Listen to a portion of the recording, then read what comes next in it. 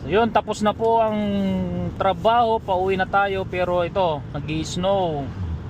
Kung makikita nyo dyan, oh, delikado pagka masyadong mabilis ka magpatakbo ngayon, kasi kahit ganyang kahina yung snow, pero hindi mo napapansin minsan yung mga black ice na tinatawag, yung nagpo-frozen yung ano sa daan, yung bumagsak na snow dyan. Nagpo-frozen, napakadelikado. Kaya ingat-ingat po sa pagdadrive.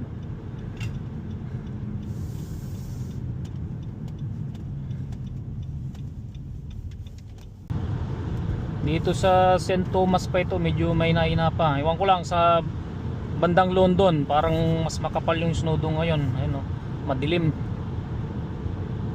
Ayan, malakas nga dito, banda rito. Keep safe everyone pagdadrive.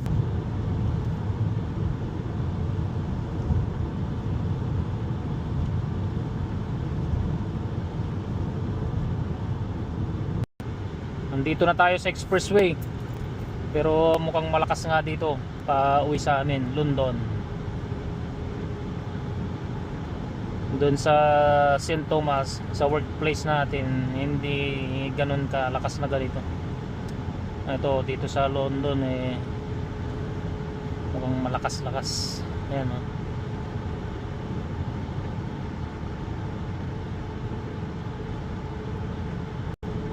Okay lang na ganito, wag lang yung magkaroon ng ano, freezing rain o tinatawag nila pag nandiyan na sa kalsada yung black ice. Napakadulas nun.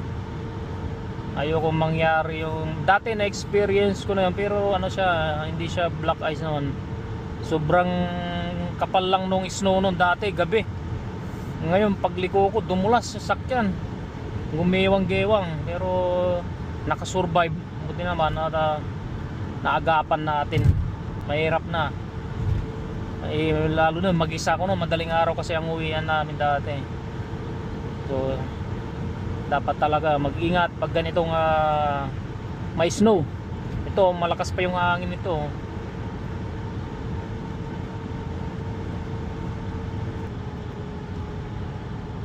So yan, makapal ang snow, dahan-dahan lang tayo. Kailangan nating buhayin yung ilaw natin, sindihan pala, kasi para makita tayo dyan sa likuran yung ano sumusunod.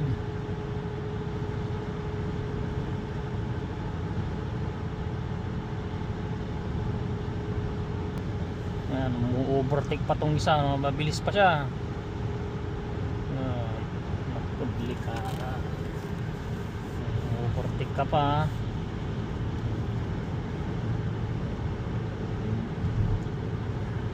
Dito lang tayo siguro sa likod ng truck na yan, kasi para ma-clear niya yung ito lang tayo. Sakto naman yung takbuhan natin sang daan, o walang problema. Expressway kasi pagka tumakbo ka ng below 100, medyo alanganin yun kasi mga sasakyan dito mabibilis. So dapat maintain mo lang, okay 100 ganyan, or even 110, 120 kaya pa naman, goods pa yun. Kailangan natin lumipat itong mga papasok ng ano. Yan, oy, didikit-dikit.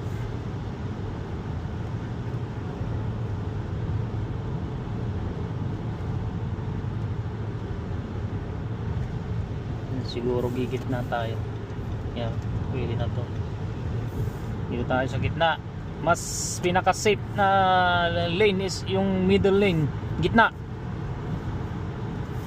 Kasi anytime pwede kang mix-it, anytime pwede kang pumunta dito sa pass lane. Ito ang pinaka-safe. So para sa akin pinaka-safe itong ano, gitna.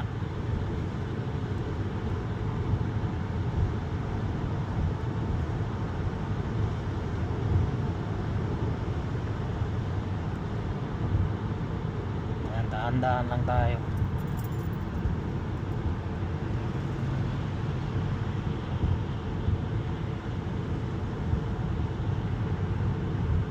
Yan, malapit na tayo mix-it dito eh. Pauwi sa bahay. So ayun, to exit muna tayo dito.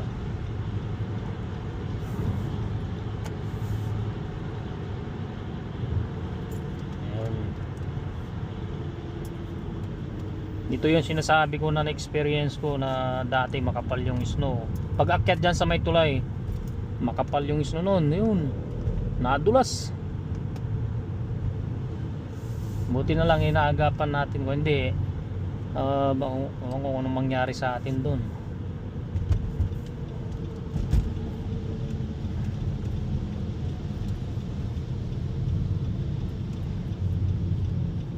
Yan, dito dyan, tingnan mo to, lipat-lipat, hindi alam mo pupuntahan. Yan, baka delikado pag ganyan.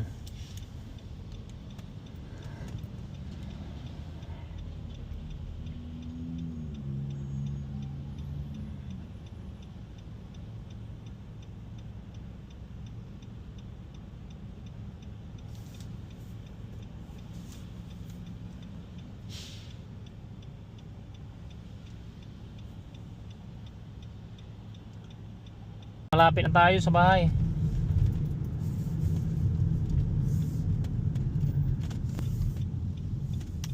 Nakauwi din.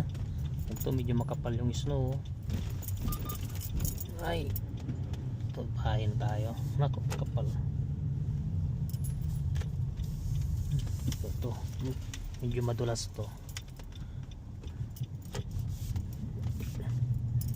Kaya. So, nakauwi na po tayo. Ingat sa pagdadrive mga kabayan.